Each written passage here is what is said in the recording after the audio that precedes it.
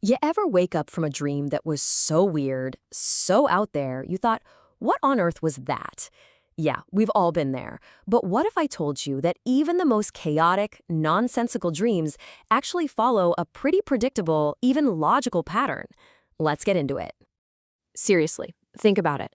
What if your brain is basically a master storyteller, taking all the messy stuff from your day and weaving it into a coherent story while you sleep?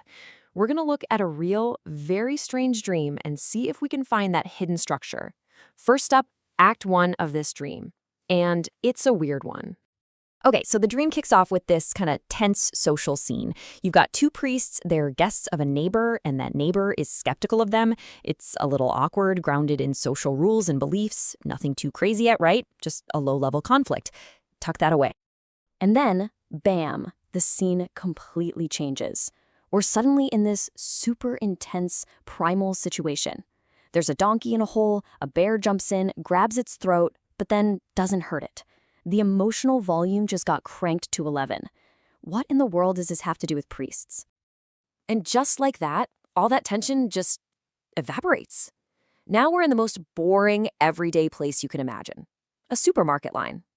A joke is made, an item's out of stock, the life or death drama is totally gone. It feels completely random, completely disconnected, but I promise you it's not. So you've got priests, a bear, and a donkey, and a supermarket. It sounds like total nonsense, doesn't it? But it's not. It's actually a perfectly structured story told in 3 acts. Your brain is taking you on this journey from a quiet contradiction to a huge emotional climax, and then back down to a calm resolution. See, this dream is following a classic story structure. It starts with an anchor, which sets up the whole problem. Then it builds to a climax, where all the emotion hits its peak. And finally, it gives us a resolution, which kind of brings everything back to normal. Let's look at how each scene fits into this. Act 1, the priests.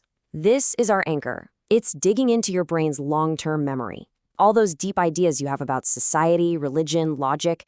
It's setting up this quiet little conflict, this low-level tension between 2 opposing ideas, faith and skepticism.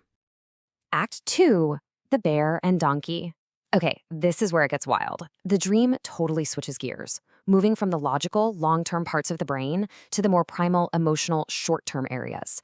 This is the climax. The dream is turning that abstract tension into a high-stakes story, instinct versus empathy, and just pushing that emotion to its absolute limit. And finally, Act 3, the supermarket. The dream brings us back home, back to the familiar rules of our long-term social memory.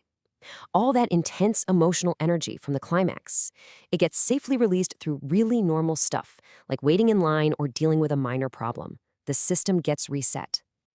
So what's the glue holding these totally different scenes together?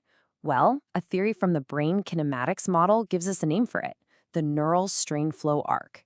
I know, it sounds super technical, but the idea behind it is actually pretty simple, and it's the aha moment that explains the whole dream.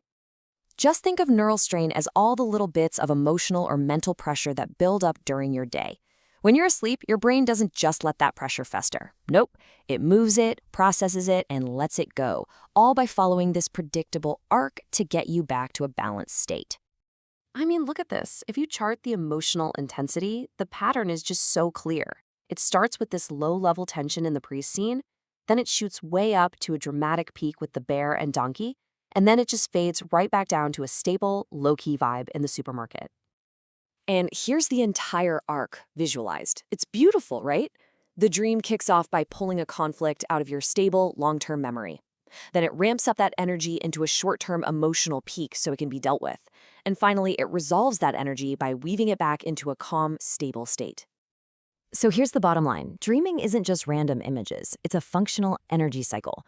Your brain takes some kind of stored abstract tension, like a conflict between beliefs, and translates it into this gut-level emotional story to release the pressure. Then it rebalances everything by bringing it all back to a familiar social context. It's this brilliant 3-step mental reset. Now, thinking about dreams this way, as this sort of mechanical, systems-based process, is a really big shift. So how does it stack up against the classic ideas from, say, Freud or Jung, who thought dreams were all about hidden symbols and deep meanings? The classic theories see dreams as being packed with hidden symbols about our deepest desires or inner psyche. The Brain Kinematics Model doesn't say that's wrong, it just offers a different way to look at it. It's focused on the function, what the brain is physically doing to manage tension and sort through memories. It's less about what the bear symbolizes and more about what the bear scene does to the emotional energy in your brain. Okay, so our dreams follow this arc to process neural stream. Cool, but why? What's the point of this whole elaborate show your brain puts on every single night? Well, this process is far from random. It's basically a core maintenance program for your mind. It's designed to rebalance your emotions, especially after a stressful day. It helps solidify important memories, figuring out what to keep and what to toss. And, like we saw with the bear, it can even test and reinforce your moral compass. So, in short, every single night, your brain is acting like this brilliant director and problem solver. It takes all the messy, contradictory, stressful stuff from your day and weaves it into a story. And the whole point of that story is to resolve tension and leave you with a more stable, coherent mind by the time you wake up. And that really leaves us with a fascinating thought, doesn't it? Your dreams aren't just some weird movie that's happening to you. They're this incredibly sophisticated process happening for you. So maybe the next time you wake up from a bizarre dream, the question isn't, what did that mean? But what problem was my brain working so hard to solve for me?